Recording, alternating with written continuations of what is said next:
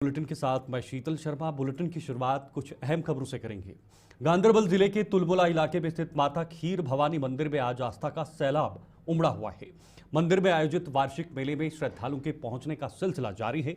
उपराज्यपाल मनोज सिन्हा भी आज माता खीर भवानी के मंदिर पहुंचे और वहां पारंपरिक पूजा अर्चना में भाग लेकर जम्मू कश्मीर की शांति व खुशहाली की मन्नतें मांगी है। उपराज्यपाल ने वार्षिक मेले के लिए जिला प्रशासन द्वारा किए गए इंतजामों की समीक्षा की है। खीर भवानी मेले में भाग लेने के लिए जम्मू से जहां करीब 2500 श्रद्धालु रविवार को जम्मू से गांदरबल रवाना हुए थे, तो वहीं देश के अन्य हिस्सों में बसे कश्मीरी पंडितों के अलावा अन्य लोग भी तुलमुला पहुंच चुके हैं। इस मेले की सुरक्षा व्यवस्था चाक चौबंद कर दी गई है और परिसर में भारी मात्रा में सुरक्षा बलों को तैनात किया गया है। तो जो तस्वीरें आप इस वक्त तुलमुला गांदरबल से देख रहे हैं, ये तस्वीरें कश्मीर की। आप एक मिनट के लिए चौंक जाएंगे, चकित रह जाएंगे कि क्या कश्मीर से भी इस तरह की तस्वीरें सामने आती हैं। जी हां, जो तस्वीरें आप देख रहे हैं बिल्कुल सही तस्वीरें गांदरबल जिले की, तुलमुला इलाके की, और जहां पर अब देश के साथ साथ जो भारतीय संस्कृति की परंपराएं हैं, भारतीय संस्कृति से जुड़े जो भी कार्यक्रम होते हैं, जो भी आयोजन होते हैं, वो मुख्य धारा से जुड़े हुए हैं और बेहद खूबसूरत तस्वीरें निकलकर सामने आ रही हैं। खासकर 2019 धारा 370 हटने के बाद जम्मू कश्मीर की कई चीज़ों में बदलाव देखने को मिला है और ये माता खीर भवानी मंदिर में अभी फिलहाल आज जम्मू कश्मीर के लेफ्टिनेंट गवर्नर मनोज सिन्हा भी पहुंचे हुए हैं। उन्होंने भी जम्मू कश्मीर की सुरक्षा को लेकर, जम्मू कश्मीर की शांति को लेकर, जम्मू कश्मीर के अमन को लेकर वहां से अपनी मन्नत मांगी है ताकि जम्मू कश्मीर पर किसी भी प्रकार की कोई नज़र ना लगे। हालांकि जम्मू कश्मीर पर पाकिस्तान की और आतंकवाद की नज़र 1990 के दशक से लगी हुई है और इस मुद्दे को लेकर पाकिस्तान लगातार भारत की तरफ या जम्मू कश्मीर की तरफ टेढ़ी नज़र से देखते आ रहा है। हाल ही में हुए पहलगाम का हमला जो हम सबके सामने है, लेकिन पहलगाम हमले के बाद भारत ने जो जवाब दिया है वो काबिल तारीफ है और सीधे पाकिस्तान को ये चेतावनी दी है कि अगर आप कश्मीर के मुद्दे पर या फिर हमें या यहाँ पर आतंकवाद भेजने की कोशिश करते हैं, कोई भी घटना होती है तो हम सीधा जवाब देंगे, उसे युद्ध की तरह लेंगे। हालांकि पाकिस्तान बाज आने वाला नहीं है, लेकिन ये तस्वीरें सीधे पाकिस्तान को चुभती हैं और यही चुभन जो है वो पाकिस्तान आतंकवाद के जरिए सामने रखता है, लेकिन उसका भरपूर जवाब मिलता है। तो फिलहाल खीर भवानी मंदिर में आज आस्था का जो सैलाब है वो उमड़ता हुआ नजर आ रहा है। कई श्रद्धालु जम्मू से श्रीनगर या कश्मीर में गांदरबल में पहुंचे हुए हैं और इस मेले का, इस जो पूरा एक वार्षिक मेला होता है हर वर्ष, उसका वहां पर आनंद लिया जा रहा है। भक्तिभाव के साथ, जयकारों के साथ पूरा इलाका गूंज उठता है और ये तस्वीरें पूरे देश को, पूरी दुनिया को, क्योंकि कश्मीर का मुद्दा न सिर्फ भारत में बल्कि पूरी दुनिया में उठाया जाता है। हर जगह इस मुद्दे पर चर्चा की जाती है और कश्मीरी पंडितों के विस्थापन के बाद, लंबे अंतराल के बाद, लंबे समय के बाद अब वो फिर से अपनी छोड़े हुए सांस्कृतिक कार्यक्रमों को, अपने छोड़े हुए धार्मिक परंपराओं को एक बार फिर से वापस पटरी पर लौटाने की एक अभूतपूर्व कोशिश की जा रही है और इस कोशिश में केंद्र सरकार का, इस कोशिश में जम्मू कश्मीर एडमिनिस्ट्रेशन का एक बहुत बड़ा रोल, एक बहुत बड़ा योगदान इस वक्त नजर आ रहा है। क्योंकि कश्मीर में जो भी आयोजन होते हैं उसमें सबसे पहला मुद्दा सुरक्षा होता है और जब ये मेला, ये जो वार्षिक मेला वहां पर चल रहा है, इसको लेकर सुरक्षा भी कड़ी की गई है। चप्पे चप्पे पर पूरे इलाके में सुरक्षा बल तैनात किए गए हैं। जम्मू कश्मीर पुलिस पूरी तरह से तैयार है ताकि कोई भी हिमाकत ना हो और आतंकवाद या कोई भी हमला, कोई भी घटना इस मेले से जुड़ी निकलकर सामने ना आए। इसको लेकर प्रशासन पूरी तरह से अलर्ट मोड पर है।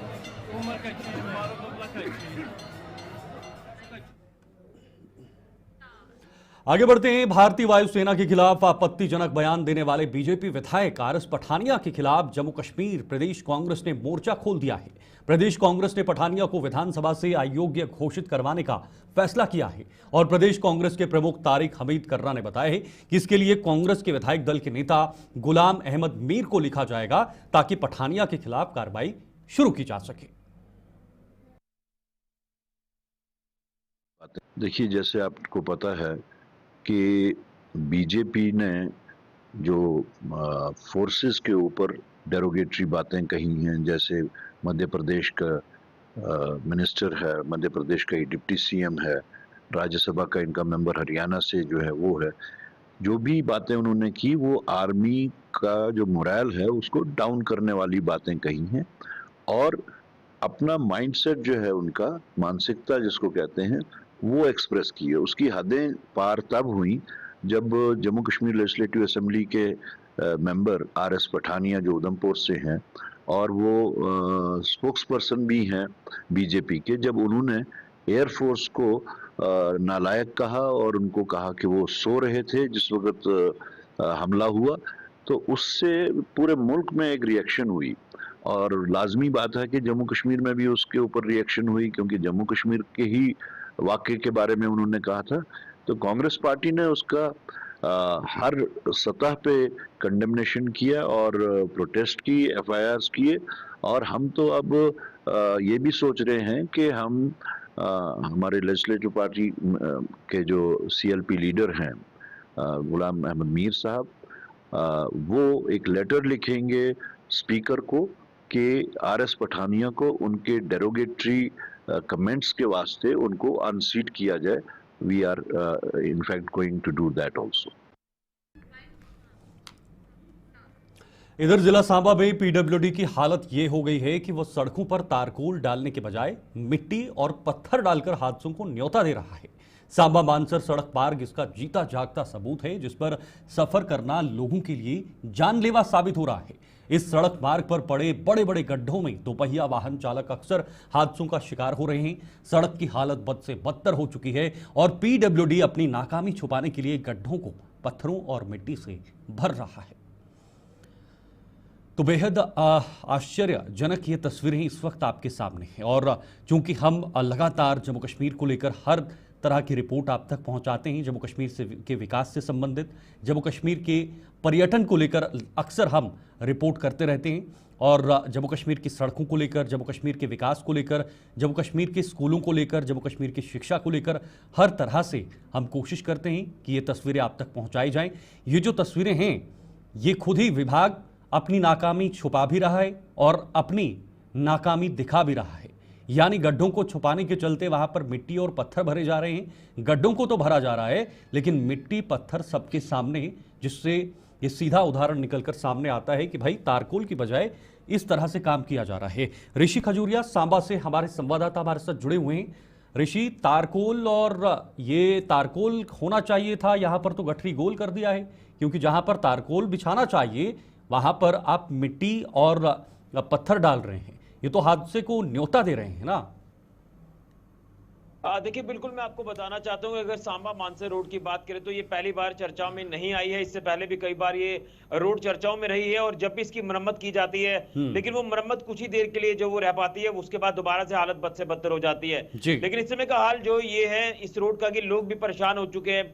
लोगों का साफ तौर पर कहना है कि आखिर किस तरह का मटेरियल इस्तेमाल किया जाता है जब मरम्मत इसकी की जाती है। पीडब्ल्यूडी विभाग के ऊपर कई सवालिया निशान खड़े हो रहे हैं कि यहाँ पर ब्लैक टॉपिंग तारकोल जो वो सही से नहीं डाला जाता और जब गड्ढे भरे जाते हैं वो भी मिट्टी या पत्थर से चलते हादसे हैं। और इससे पहले मैं आपको बता दूं कि इस रोड पर कई हादसे पेश आ चुके हैं, कई जाने यहां से जहां पर जो वो जा चुकी है, लेकिन कहीं ना कहीं संबंधित विभाग की अगर बात करें तो इतनी बड़ी नालायकी जो देखने को मिल रही है कि परमानेंट इसका सोल्यूशन जो वो नहीं निकाला जा रहा। 21 किलोमीटर का सफर है सांबा से मानसर तक का, 21 से 22 किलोमीटर का, लेकिन ऐसा लगता है कि न जाने कितने किलोमीटर का ये सफर है जो खत्म होने को नहीं आता, क्योंकि खड्डे भी बड़े हिसाब के होते हैं लेकिन खड्डे भी ये लगातार बढ़ते जा रहे हैं, खाई का रूप लेते नजर आ रहे हैं। तो मुझे लग रहा है कि ये चिंता का विषय लगातार बन रहा है और कहीं ना कहीं सवालिया निशान कंसर्न विभाग के ऊपर ये है कि भाई आपने कुछ जब काम कुछ हद तक किया होता है उसमें कुछ पैच आप छोड़ देते हो, रहने देते हो, वो किस लिए रहने देते हैं आज तक इसका कारण जो पता नहीं चल पाया। लेकिन जब संबंधित विभाग से कोई जानकारी लेने की कोशिश करते हैं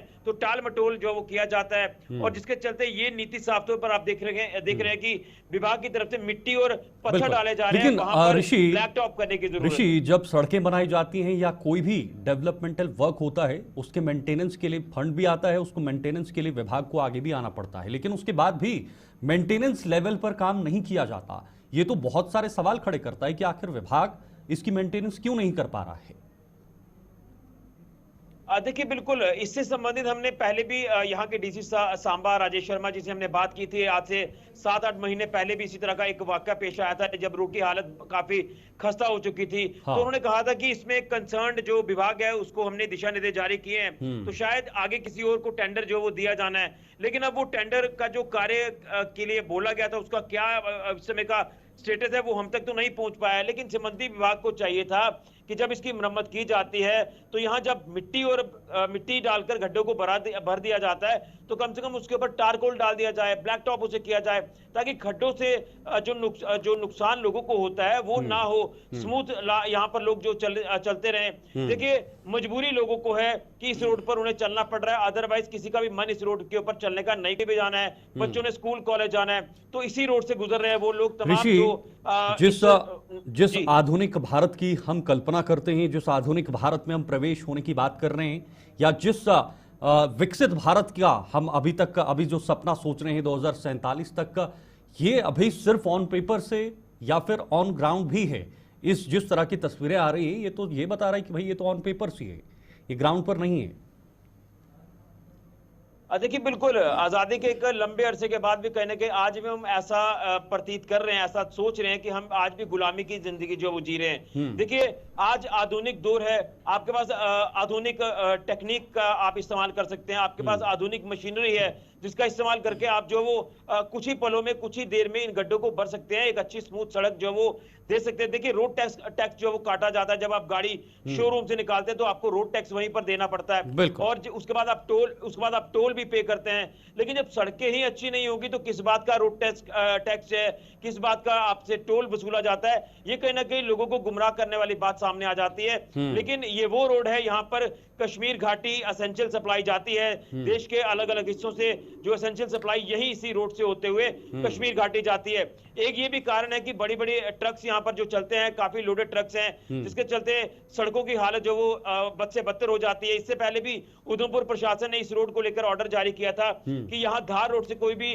जो एसेंशियल सप्लाई है वो कश्मीर नहीं जाएगी, वो टुवर्ड जम्मू से होते हुए सप्लाई जाएगी। एक ये भी कारण आप मान के चल सकते हैं। लेकिन कहीं ना कहीं अब खतरा जो वो ताकतें नहीं हैं जो लगातार सरकार कह रही है, लेकिन क्या उसके बावजूद भी जो प्रतिनिधि हैं उन इलाकों के, उन्हें आवाज उठानी चाहिए इन मुद्दों को लेकर? अगर उठाई है तो आज तक क्यों काम नहीं किया गया है?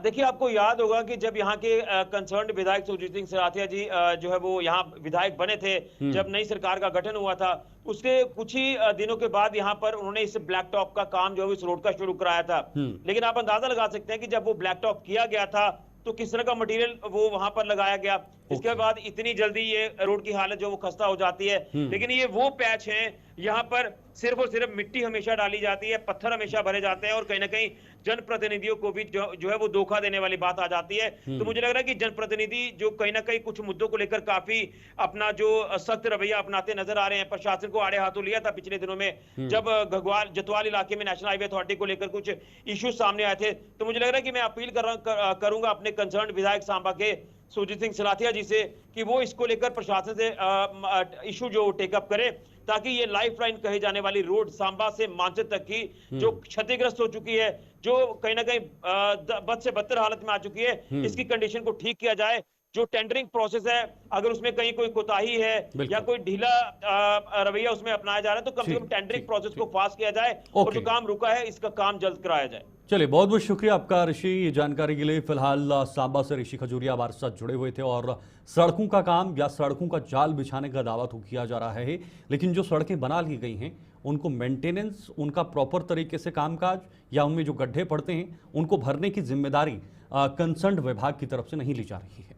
अब जरा बात डोडा की होगी। डोडा में पीडब्ल्यूडी का डिवीजन मुख्यालय भद्रवाह शिफ्ट कर दिए जाने से लोगों को कई समस्याओं का सामना करना पड़ रहा है। लोगों को अपने जरूरी कामकाज के लिए 40 किलोमीटर लंबा सफर तय करना पड़ रहा है, जिससे समय और पैसे दोनों की बर्बादी हो रही है। मरम्मत और खलैनी ब्लॉक के लोगों को पीडब्ल्यूडी का डिवीजन मुख्यालय भद्रवाह शिफ्ट किए जाने का सबसे ज्यादा खामियाजा भुगतना पड़ रहा है।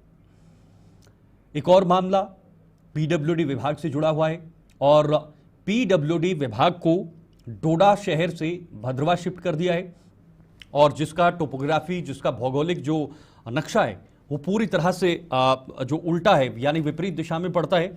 ऐसे में जो डोडा के लोग हैं, खासतौर पर डोडा शहर के लोग जो हैं, उन्हें अब वहां पर जाना पड़ता है। खासकर जो ऊंचे इलाकों के लोग हैं, मरम्मत के लोग हैं, या बाकी अन्य बाकी जो गांव के लोग हैं, उन्हें दूर जाना पड़ता है। वहां पर कम से कम 40 से 45 किलोमीटर का सफ़र करना पड़ता है। यही वजह है कि उन्हें, उनके अंदर आक्रोश है, उनके अंदर गुस्सा है कि आखिर डोडा शहर में जहां पर मिनी सेक्रेटरीट भी है, क्या वहीं पर इस ऑफिस को भी, इस विभाग को भी होना चाहिए, इस कार्यालय को भी होना चाहिए। हालांकि क्या सोचकर प्रशासन ने इसे शिफ्ट किया है, ये जवाबदेही जो है वो प्रशासन की बनती है। विकास मनास हमारे साथ ज्वाइन हुए हैं, हमारे संवाददाता हैं।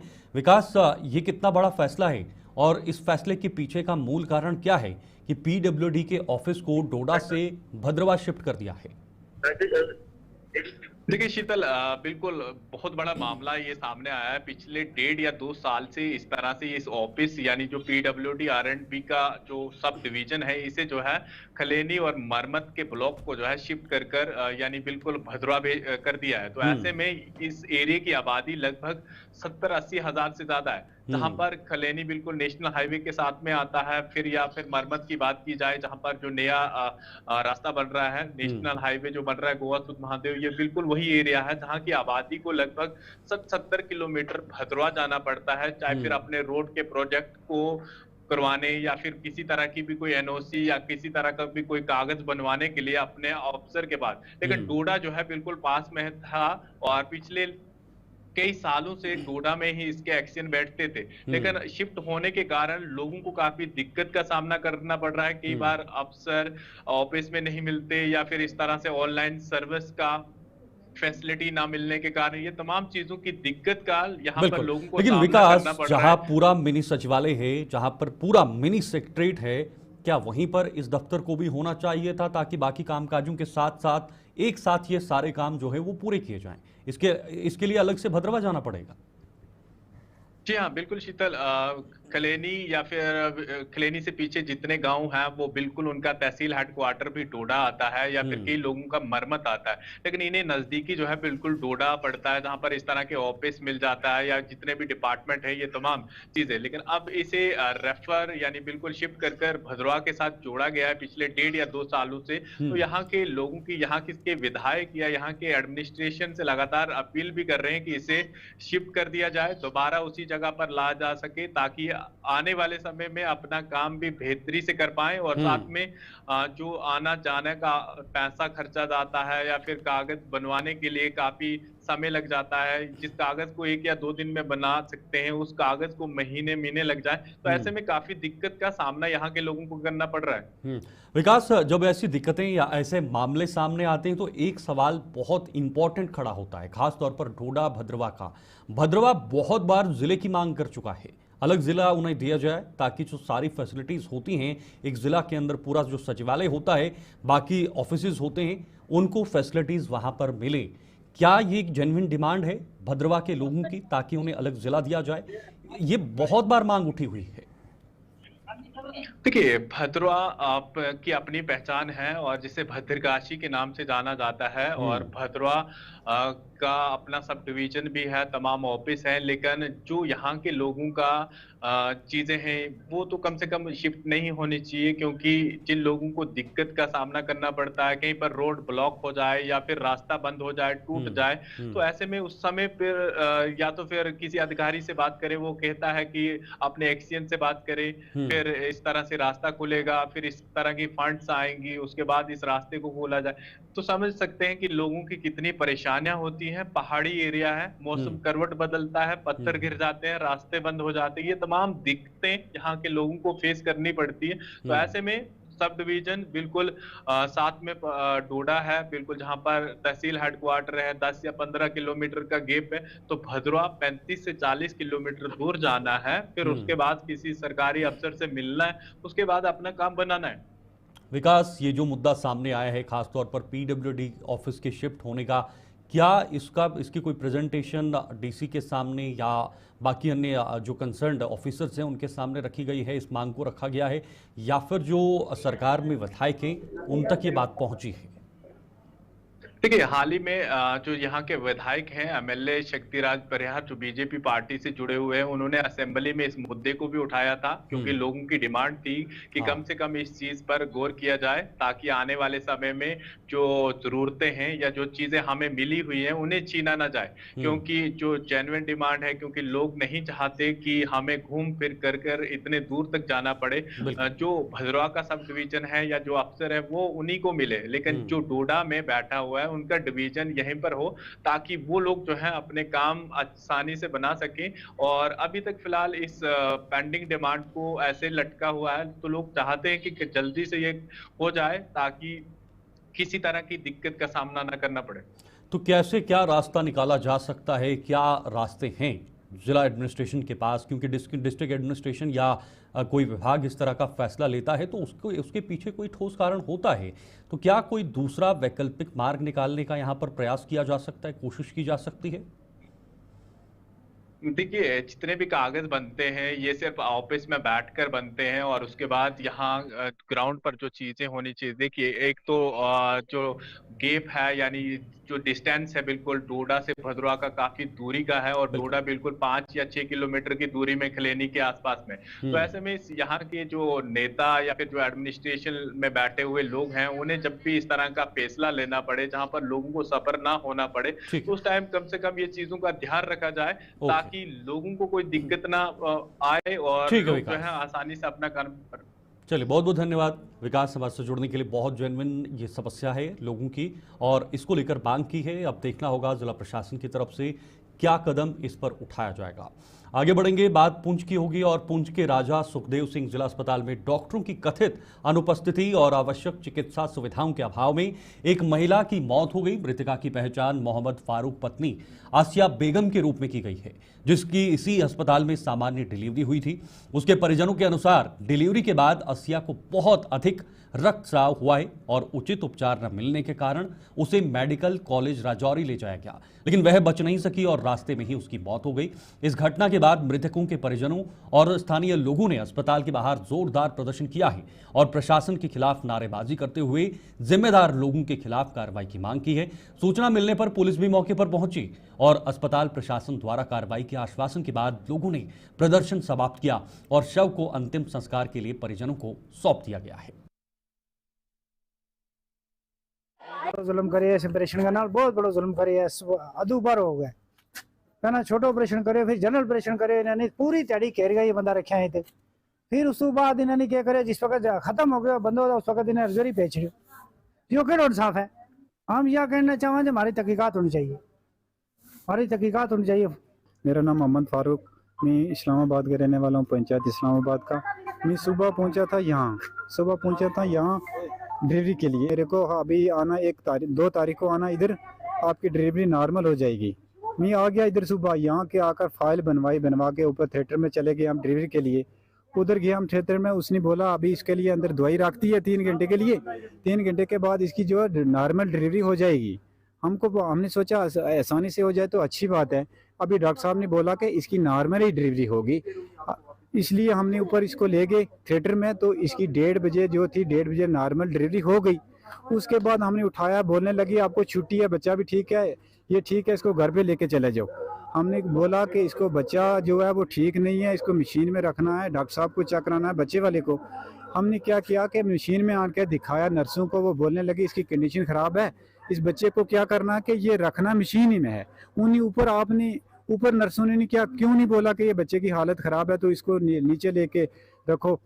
हमने क्या किया कि बच्चे आकर नीचे रख दिया मशीन में, बच्चा मशीन में रख दिया। उसके बाद ब्लीडिंग चलती रही। डॉक्टर को जाकर 3-4 बार मैंने खुद बोला, डॉक्टर साहब इसकी ब्लीडिंग चल रही है बहुत, इसको अभी देखो आके ब्लीडिंग किस वजह से चल रही है।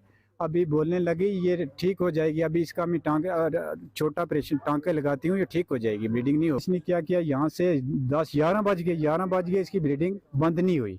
11 बजे तक ब्लीडिंग तो चलती रही। उसके बाद क्या किया कि 11 बजे यहाँ से इसने क्या किया, आपको रेफर रजौरी भेजती हूँ, रजौरी चले जाओ आप, इधर इसका मेरे पास कोई इलाज नहीं है। सुबह से इसने मेरे को बोल देना था कि इसका इलाज जो है यहाँ नहीं चल रहा, मेरे को बोलना था या रजौरी में चले जाओ या जम्मू में चले जाओ, जीएमसी में मैं चला जाता। इसने मेरे को बोला क्यों नहीं सुबह के तू आज इसको लेके चला जा, रजौरी चला जा और या जम्मू चला जा। मेरी सरकार से यही अपील है कि सीधा मेडिकल में कर देंगे, रजौरी जम्मू में कहेंगे आप चले जाओ जम्मू में। हम तो गरीब लोग ही, हमको ना कोई पूछता है ना कोई बताता है कि ये यहाँ ही मर जाए। जब डेथ हो जाती है उस टाइम पूछते हैं, बोलते हैं आप इसको लेके रजौरी जीएमसी में चले। चलिए, जम्मू कश्मीर के इस खास बुलेटिन में फिलहाल के लिए इतना ही। देश दुनिया की तमाम खबरों के लिए आप देखते रहे गुलिस्तान न्यूज़। मुझे दीजिए इजाजत, नमस्कार।